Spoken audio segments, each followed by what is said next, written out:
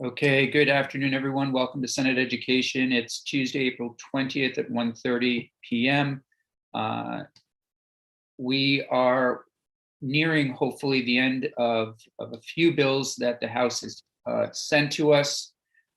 Senators and those watching will recall we are working on the school construction bill, H426. We're also working, we'll pick up tomorrow a little bit on H106, which is the community schools bill. I'm not sure where we will end on that bill, given that in conversations with the chair of House Ed, well, we can talk a little bit more about that tomorrow. We also have S100, which we're just waiting to hear back from the chair of Ag. And I emailed him a couple of times last week just to make sure that everything is a go and that his committee is ready to sign on. All of these things that we're working on, of course, are also connected to appropriations. And so I've been in contact with Senators Baruth and Kitchell and Ballant, just keeping them abreast of our work and what is likely coming their way so that we can indeed get everything to them, hopefully by Thursday, but letting them know what is likely to come by well before then. So I think a couple of, well, actually, let me ask it this way. Any questions or anything at this point before we jump into the school construction bill? Okay, yesterday, Mr. Secretary French and I spent some time together along with Ledge Council, and Secretary French, senators will recall, spend time with those interested parties in this bill outside of the building, if you will, offline, trying to get to an agreement. So what we are going to review or hear from Secretary French now is that proposal. And we'll put that on the table, and then we'll have Ms. Wasserman in to walk us through it. And then we have an amendment from Senator Perchlik, which Ms. Wasserman will take us through that, and then we'll take some testimony. I know I have it on the calendar for a possible vote, but that was just crazy thinking, to be honest. We'll probably vote this out sometime on Thursday at the latest. So, Mr. Secretary, if you would be so kind as to take us through what you consider to be your final offer. Well, good afternoon. Dan French, Secretary of Education. Thank you for the opportunity to work with you on this. Yeah, we tried to pull some things together, but again, I think, the primary lens here is, particularly since ESSER funds are being used, is to make sure that we're making a connection to the requirements of that funding, which school facilities certainly qualifies for use of these funds. But as you can imagine, it has to be directly connected to COVID-19 and things of that nature. So there are some limitations. So where we were previously on this, from my perspective, was we had several different parts of things being brought together.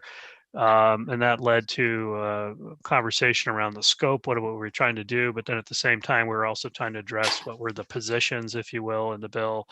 And it was sort of a dissatisfying moment where we're trying to sort of reconcile two different sets of variables, one on the scope, one on positions, and arguably the two belong connected together. Scope should drive staffing, so to speak. So that's essentially, from my perspective, what we did offline, was sort of figure out what the scope is, and then boom, that yields a certain direction on staffing.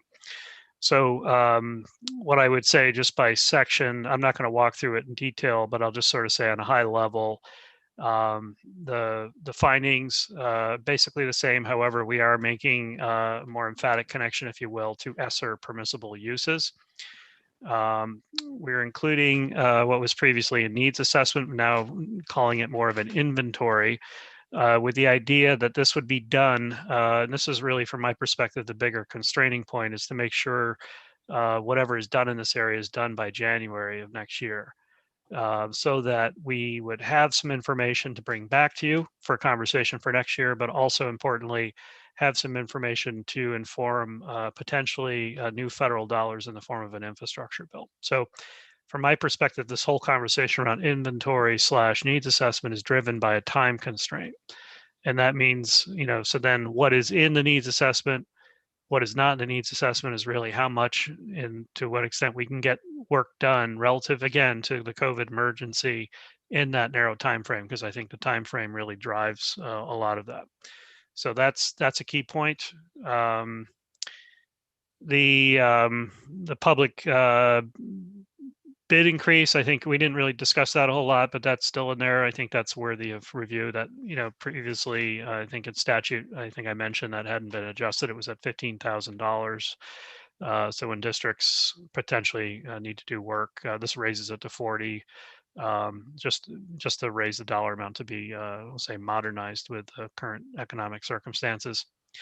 And then we have the idea of doing a coordinator. I'll call it. There's no positions at the AOE in this. There's a scope of work that the agency had proposed previously in the earlier draft that remains. It's $500,000 to contract out for a facilities coordinating kind of function that would help districts spend their ESSER funds, and also to connect with the agency, connect with Efficiency Vermont or other contractors and so forth in the state. So that's one piece of the work. And with that, also $1 million in reserve for additional SU needs if there are needs beyond what their local ESSER funds can support. And then $500,000 for a separate contract to conduct that needs assessment and inventory. So it's a much more, I think, streamlined proposal than what you were looking at before. But hopefully, again, starting with the definition at the front of this now includes a more emphatic connection to ESSER, limiting the needs assessment piece to, I would say, a defined timeline, giving us more baseline information, probably less of a comprehensive facilities review than what was proposed in the much earlier bill pre-COVID, and doing that for a $500,000 contract. And then secondly, establishing the contract position, the facilitation position under the agency to support districts spending their ESSER funds for $500,000 as well over a longer period, and also establishing sort of a reserve, if you will, for larger facilities projects, programs that might be necessary of $1 million. I think that's the gist of it. Any questions before we have a walkthrough? If you would, Jeannie, email Becky that we are ready for the walkthrough, that would be great.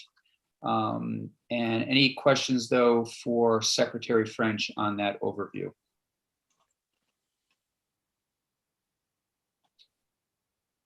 Okay.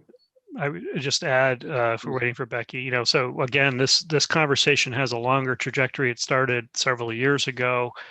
As I signaled, we're really trying to primarily interject a COVID-related lens, particularly with ESSER. We're more or less required to do so. But we also, this emerged for us in our internal conversations in the administration as a possible priority that would conform with ESSER from a strategic perspective. So we see an investment of facilities as a sort of a once in a lifetime, one-time funding sort of opportunity to make some progress. And that's where I think it's important to acknowledge that some of the work that had gone on previously was more of a strategic nature to sort of set the stage for setting back up a school construction funding program. That's really not the primary lens here. We're trying to say, let's make hay with the sunshine. We have the strategic money, which has a limited focus. Let's try to address the needs now, because districts, control 90% of the funding. They have other opportunities to use the funding in other ways. So let's see what we can do to focus the funding on the strategic purpose. Okay. Great. Then I think, Senator Hooker, did you have a question before we turn it over to Ms. Westerman? Just that the assessment now, or the inventory, would be primarily focused on what's necessary because of COVID, or what was the effect of COVID, and that you're anticipating that a more in-depth assessment would come if there's money from the infrastructure bill. Is that what I'm hearing? Thank you. Left this pretty vague, or I would say vague. That's general. Anticipation of getting some baseline information that would help us with further prioritization. So, for example, age of building, age of latest construction, roofing system, age of boiler, age of unit ventilators, the basic technologies being used and so forth. It's to sort of have that baseline data that firstly would help us do the COVID work if there are systems that, particularly on indoor air quality mechanical systems that are identified through that first look, we would flag them for further follow-up. But secondly, to provide some information to it, what could be a major infrastructure investment from the federal government. So we're ready with some basic information, say, here are the conditions of our facility statewide, here are the broader patterns, here's the areas that we would seek to invest in if we had to formulate a statewide plan as part of a response to a federal funding requirement. Right now, we don't really have any of that information. It would be challenging for us to assemble it. Okay. Thank you. Okay, thank you, Secretary French. Ms. Wasserman, thanks for joining us. Secretary French gave us the broad overview. We have draft 1.3 in front of us. If you would mind taking us through the bill. Sure, great. So Becky Wasserman, Legislative Counsel. This draft, as you mentioned, is 1.3 of the amendment to H426. I have highlighted the new language in yellow. Would you like me to just go over where there's new language or just kind of start from the beginning? I'd start from the beginning if Okay. you wouldn't mind. Great.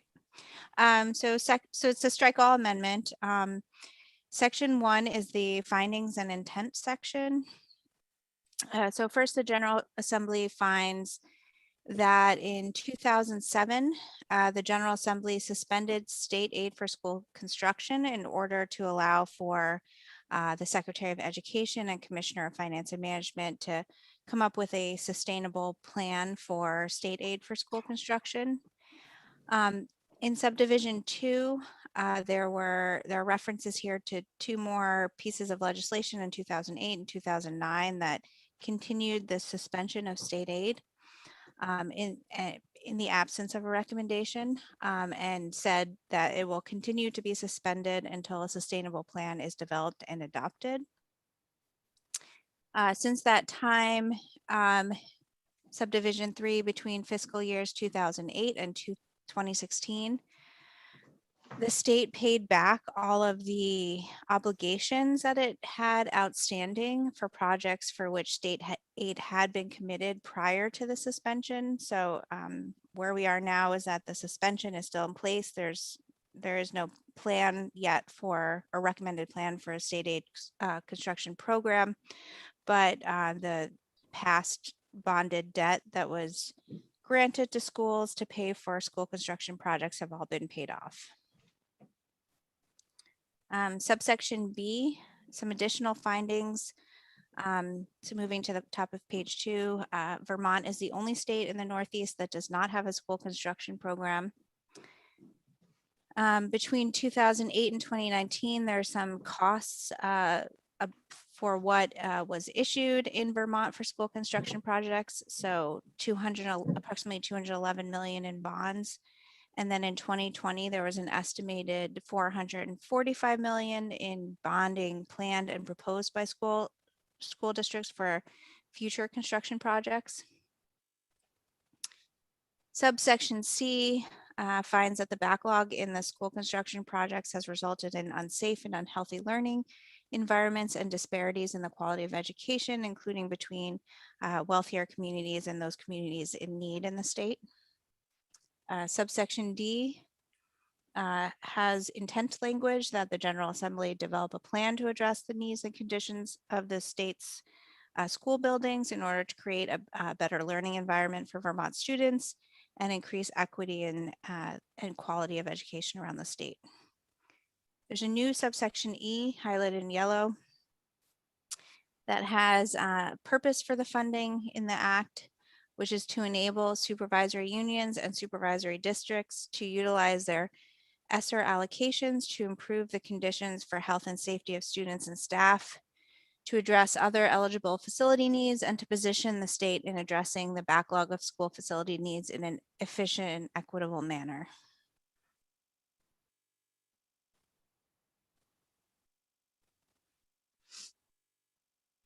I'm looking for hands and so far not seeing any. Okay. Just looking at this proposed language again, I think I would recommend a change to write out what ESSER means here, just to clarify that it's referring to the federal legislation. It's fine. Section 2 is new language. In the version as passed by the House, as you recall, there was facilities conditions assessment. This is a school facilities conditions inventory. So turning to the top of page 3, by November 1st, the Secretary is conducting an inventory of school facilities to ascertain the extent of need for additional support to school districts as a result of COVID-19 pandemic and other causes. The inventory shall collect information about the current state of school facilities and immediate plans to invest in school facilities.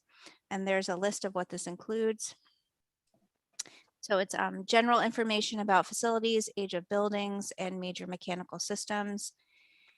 A review of school facility conditions, space utilization, and sustainability of the facility and its spaces to deliver educational and support services. And then finally, building systems condition and performance to address health and safety of students and employees.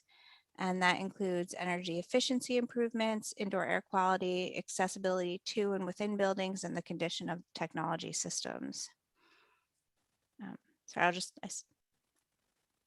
have a question on that point, Chair. Yeah, please.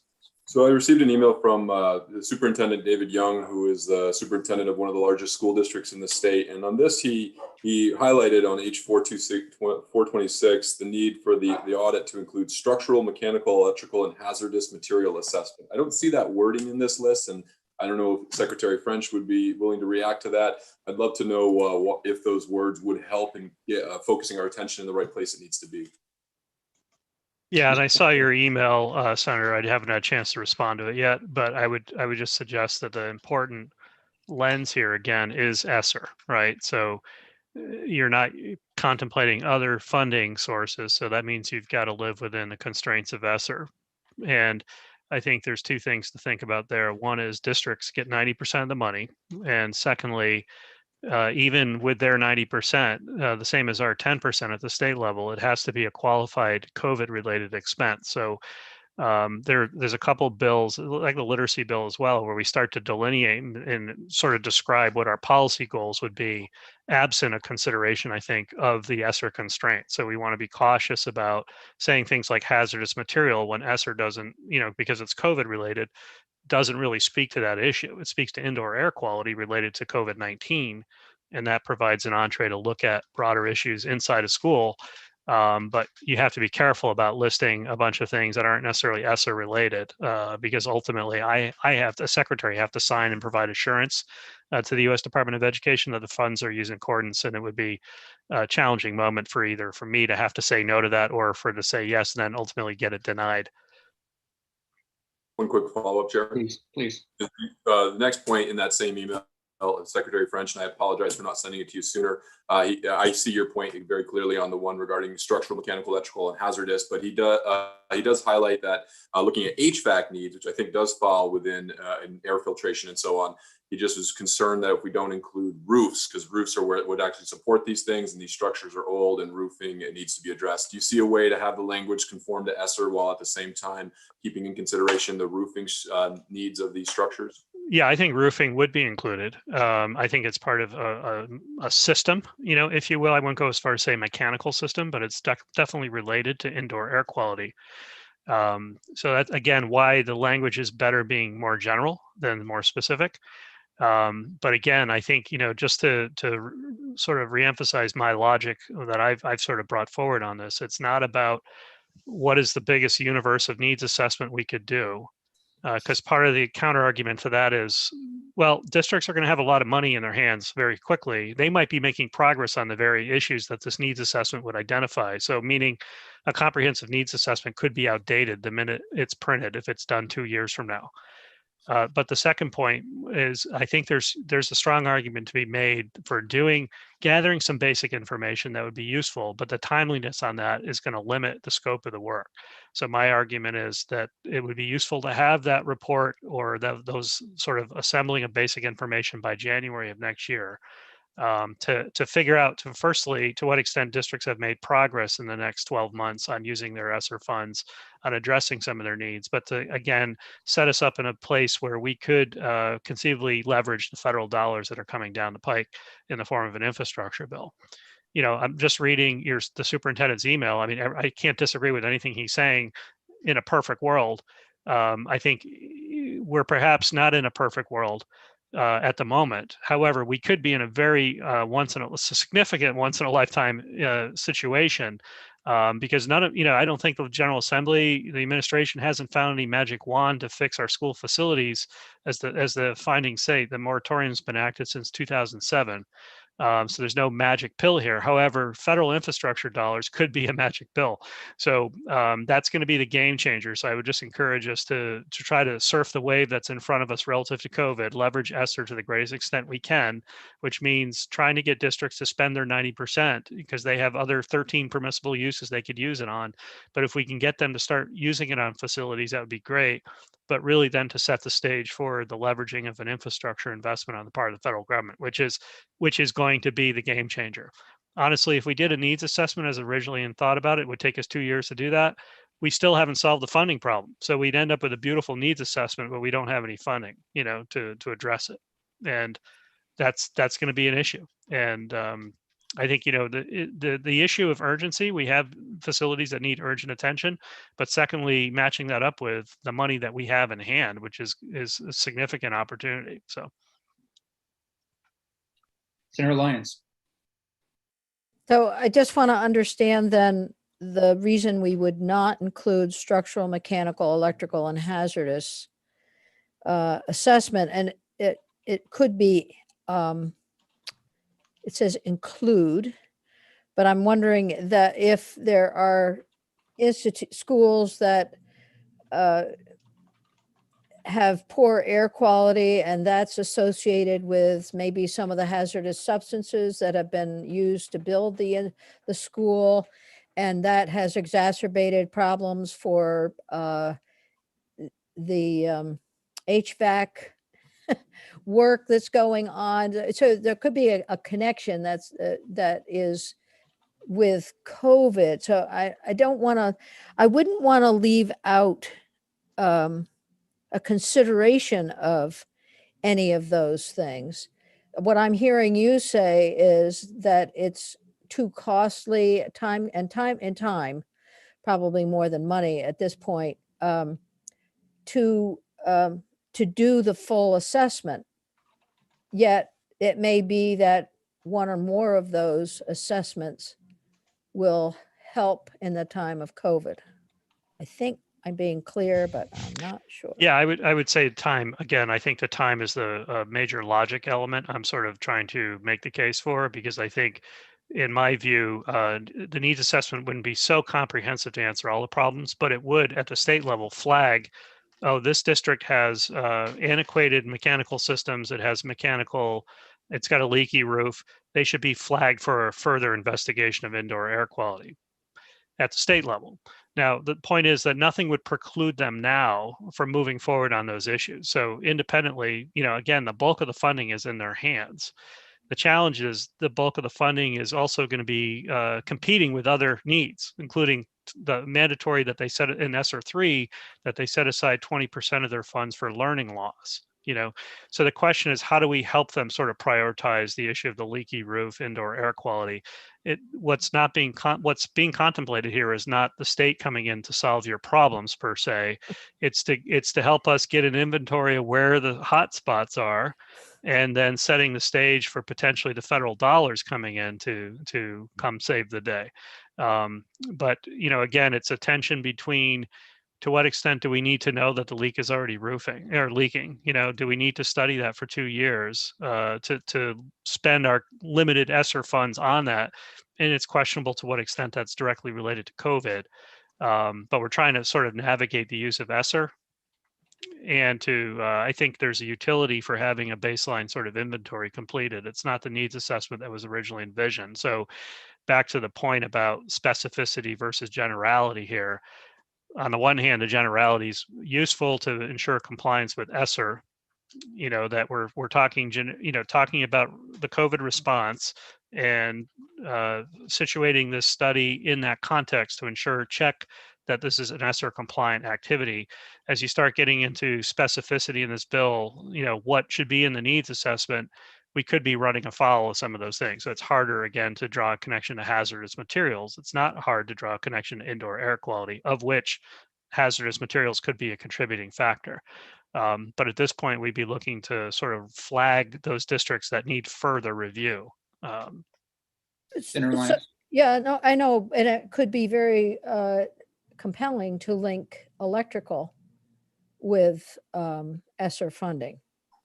As we expand hybrid learning, maybe one of the lessons learned is that hybrid learning is better. Maybe there's some benefit that comes out of this. And it does talk about mechanical and structural, and certainly structural changes that might relate to changes that have evolved as a result of COVID hybrid learning or increased internet access within school. So I see linkages all over the place, and that's one of the problems with my brain. But I do think that we maybe, whether they're doing the full analysis, starting with what's worked as a result of the COVID experience and what is going to work going forward in a new assessment of buildings, so that's all I'm thinking about. And I do think that David Young has raised some very key issues in there that schools might want to consider. Senator Chinden? No, okay. Secretary French, do you want to say anything else about Superintendent Young's comments? No, I just saw it in my inbox. No, I think, again, it's just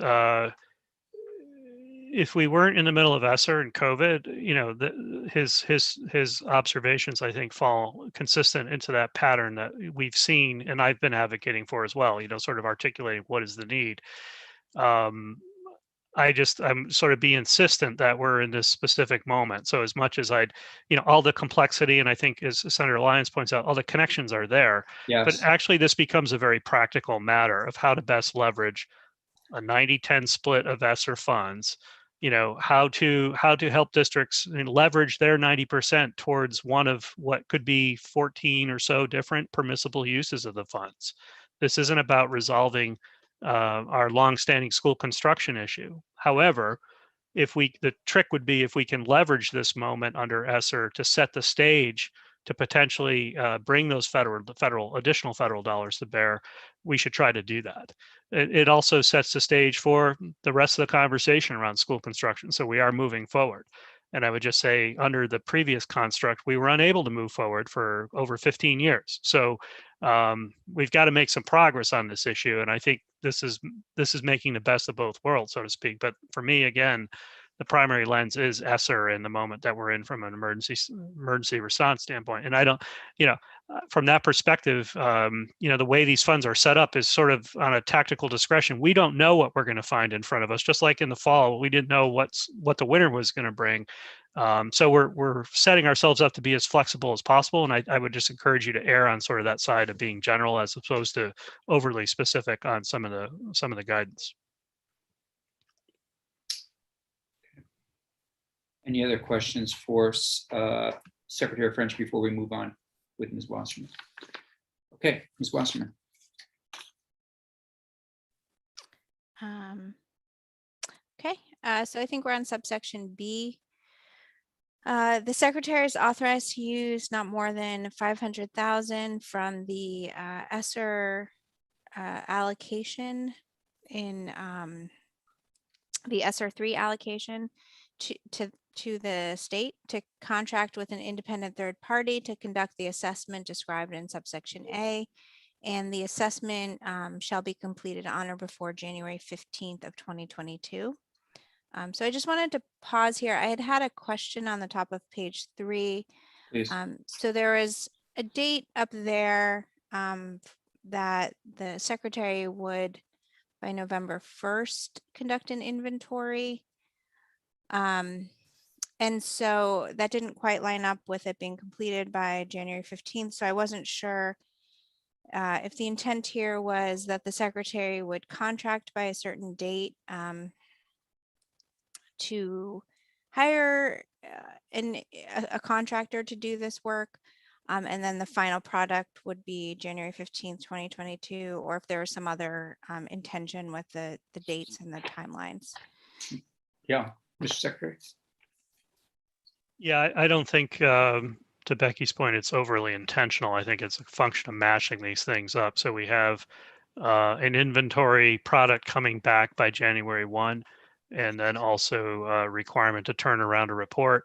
I think the report piece could, that date isn't for me hard and fast, but I think the idea of getting the inventory done in a narrow window of time is important. So I'd be comfortable with certainly deleting a reporting requirement too, but Which date isn't hard and fast for you? The January 15th? January 1, I think, somewhere, I mean, it could be either one of those dates basically, but it could be, for example, the inventory shall be completed by January 15th and the findings should be transmitted to the General Assembly. I think you're going to want us to put something on the front end of that from an analysis perspective, That's, I guess, the question is, do you need some interpretation, just a very short executive summary of what the inventory finds. And I think my question was more about the November 15th date. Is that a date by which you would contract? I wasn't sure what that date was trying to. Where is that one? Yeah, Oh. Becky, are you looking at your draft or Secretary French's draft? I'm on your draft. I'm on my draft, Yep. the top of page 3. So it says On or before November November 1st. 1st. Yes. Oh, sorry, I said November 15th. November Right. 1st. Okay. The draft from the agency said that the secretary shall conduct an inventory, but then further on it said that a contractor would be doing it. So I didn't know if that November 1st date was actually intended to mean that you would sort of have an RFP issued by that date, or to I think that needs to be cleaned up. Yeah. It's not our intention to do something separate. We certainly would contract it out. So I think that earlier section probably should be deleted. The November 1. Oh, so starting with the Secretary of Education shall. Yeah, we're not going to conduct an inventory. That's left over. Shall you be hiring somebody to do it? Is that the question? 1 second, please, Senator Hooker. So just for, as I'm editing as we go, so could you direct us by line, Mr. Secretary? What you're hoping to I don't have the same draft, I don't think, but I'm on line 12 of what is page 2. No. This is section 2, school facilities inventory. So it goes on to say the Secretary of Education shall contract with an independent third party to conduct the inventory. Mm-hmm. So, so the question, I think this is just, I can express the intention here, what I would describe as intentionality.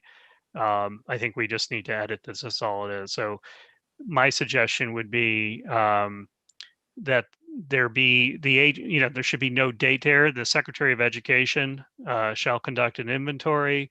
The inventory shall consist, and then leading up to what is B on page 3, the Secretary shall contract to conduct the inventory, and the assessment shall be completed.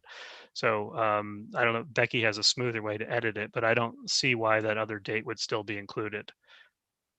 The only other times we would typically include a date like that is if the legislature wanted to say that the agency had to issue an RFP by a certain date, which might be helpful in, like if you're looking to have this information by January 15th, I think realistically the RFP would need to be issued, approximately 6 months before to meet that date. So you could have some date that you're choosing in June or July where the agency has to issue an RFP to conduct this, to hire someone to conduct this inventory. Senator Perchlik, do you want to weigh in on this? No, No. Okay. really, I don't have to. You're unmuted. So yeah, I mean, it's up to you. And I've been limited experiences as it relates to these kinds of bills. So if it's standard that we would direct the agency as to when to put out an RFP, fine. But I'm more interested in just getting the information. They'll kind of figure that out, I would think. Mr. Secretary? Yeah, I mean, my bias would be not to micromanage the agency. Yeah. And That's what do I do if I don't comply with it? I mean, what if? Yeah, I agree. Yeah.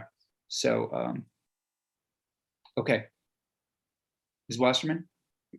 Okay. So again, we'll read: the Secretary of Education shall conduct an inventory of school facilities, and it goes on from there. Okay. So I would actually make it clear though that the Secretary of Education shall sort of hire an independent third party to conduct it, because I think what you're saying is that the agency is not itself doing that work. That's fine with me. Mr. Secretary? Yeah, in the draft I'm looking at, I think it says that explicitly in B on, this is page 3, the secretary shall contract with an independent third party to conduct the inventory described in section A. Okay, we'll keep that in then in Ms. Wasserman's draft. Okay, thank you. I interrupted Senator Hooker. Did you have a question? No, it was just, whoops, sorry. That's It okay. was clarifying that I thought Becky had put in there that what it intended to say, which was having to do with hiring a The consultant. contract. Okay, thank you. Ms. Wasserman. So subsection C has the secretary submitting a report to the 2 education committees with the findings of the inventory by January 15th of 2022. Okay, so on your page 4. Page 4, yes. Yep. Okay.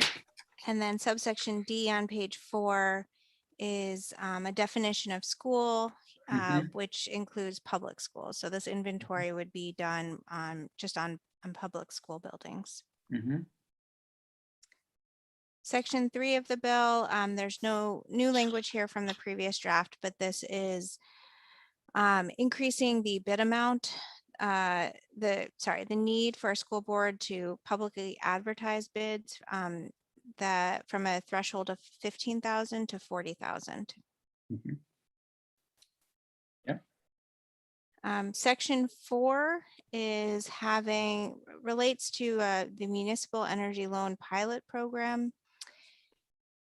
So this was a pilot program that was in the budget. I will note that I'm not sure what's the status of it at the moment in Senate Appropriations, but it was sort of a new pilot program from the State Energy Management Program that would focus specifically on municipalities.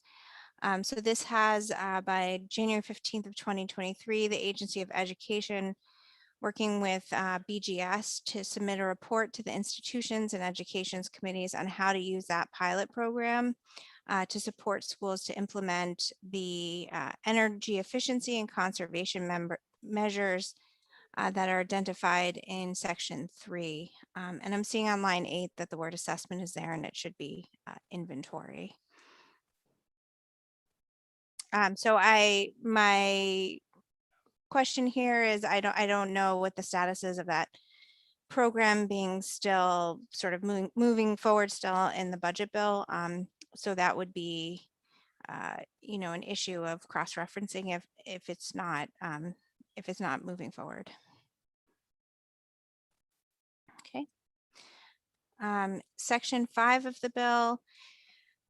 This is the section where the agency. Can I ask a question? Yeah, sure. So does it matter that cross-reference is in the bill at all? I mean, it may have been in the bill when it came over from the House, but frequently those sections change in budget process. So wouldn't we just take it out and leave the money in?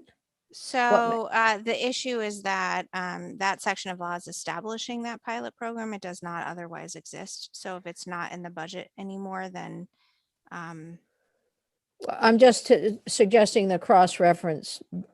So just, we can talk about it being in the budget, appropriated through the Appropriations Act, but don't have to specify the section, that's all. That's a question. so I think we would keep track of to make sure that the section number is correct. Okay. But I'm not gonna worry I think the issue is more that the program might not actually exist. So Oh dear. so that section of law in the budget as it came over from the House created the pilot program. Right. So if it is no longer in the budget, then you wouldn't be, then there would be nothing for them to report on and how to use those funds if it didn't exist. Thank you. So Section 5 of the bill is having the Agency of Education contract with a third party to do a more, to hire a liaison for school facilities to use the ESSER funds that are allocated to school districts and any other federal sources to improve health and safety in school facilities as a result of COVID. So the contractor would be doing project coordination, would be serving as a liaison between school district, AOE, and the Department of Health, and any other entities that would be maybe working on this area to coordinate use of federal funding programs, maximize funding, labor, and equipment resources, and then would also liaise between the school district and the Agency of Education to facilitate the prioritization in the district of school safety and health issues, support the school district in defining their investment strategies to improve the school facilities in a way that's consistent with the use of those funds. And then finally, develop communications to support the prioritization of projects. The contractor would also be required to provide status updates and final reports on the project work to the school district and AOE, and include recommendations on how to maintain the facility after this federal funding source runs out. Subsection B says that the agency would appropriate $500,000 from their ESSER allocation, ESSER 3 allocation, for the purpose of hiring this contractor. B2 on the bottom of page 6 allows the agency to reserve $1 million of their ESSER 3 allocation. Senator Lyons has a question. Sure. Yes, I hope I'm not retreading ground. No. Did we talk about having this position be a limited service position within the agency itself rather than contracted out? We did. I think what we ended up on, and I could be wrong here, and I'll look to Secretary French because he and I talked a little bit about this yesterday as well. Given the need to get this going, I believe the agency felt as though contracting out was the way to go. Otherwise, waiting to hire someone, a limited service position would take longer. And I'm looking to this Ms. Secretary French to either say whether or not I'm on base here and add anything. Yeah, I agree. I think contracting is the better approach, and it also gives us, again, maximum flexibility to approach the issues. And as a reminder, the language on the limited service position in the bill that came over from the House was actually not for this section. It was for Right. it was to do any other work in the bill that was the sort of directed towards the Agency of Education. So there was language on the school facilities condition assessment, on the construction standards, and working with school districts on capital improvement plans and facility manager training and certification. So it was actually directed at a different type of role than this contractor position. Okay, I remember. Thank you. Good question. So just finishing up this subdivision 2, which goes to the top of page 7, of the ESSER allocation to the state. This language is allowing the Agency of Education to reserve $1 million to provide to school districts if there's any additional funding that they need to implement the improvements to facilities that are identified by the contractor, by the inventory and by the contractor when they're doing these projects. So if the school's own ESSER allocation does not cover it, the agency has some discretion in using some of their allocation to help assist with supporting those projects. And then the effective date is on passage. Committee. Questions for Ms. Wasserman or Secretary French at this point? Senator Hooker. Can Secretary French, can you remind me how this money is going to be appropriated to the various districts? Is it based on the free and reduced lunch? Is it based on population? What's it based on? No, I don't anticipate this being like a sub-granting process. It would be based on a project basis. So we would, something similar to what we did with Burlington High School. You know, we would dedicate the funding to the specific need based on the project. So it just gives us a little bit of flexibility in the state reserve. There will be, to your point, that the 90% funding in ESSER is allocated on a formulaic basis. So that formula is largely based on poverty and population. That doesn't necessarily correlate to facilities needs. So there might be situations where a district that had relatively low poverty and say they're 90% their ESSER allocation didn't allow them to address some of the needs. And we might find it to be an emergency kind of situation that would be helpful to have a little extra set aside to do some of those issues, particularly on a planning basis. Not all districts have good planning processes in place. So I see it more as sort of helping them coordinate and plan. Thank you. Other questions? Okay. Jeannie, would you mind joining us for a moment? Certainly. So do you want to explain to the committee what you'd like us to do? We're going to take, I think we need to take a 10-minute break in order to reset something with the YouTube. So Jeannie, would you just tell us what you'd like? Yeah, I just need to end the YouTube and sign back on. It shouldn't even take 10 minutes. So is it something that we can all sign on, stay right here, or do you need to have us all log back in? I don't know the answer to that. So why don't you take your break and I'll sign in. Okay, we'll come back, everyone. Why don't we take a 10-minute break and then we'll move on to Senator Perchlik's amendment.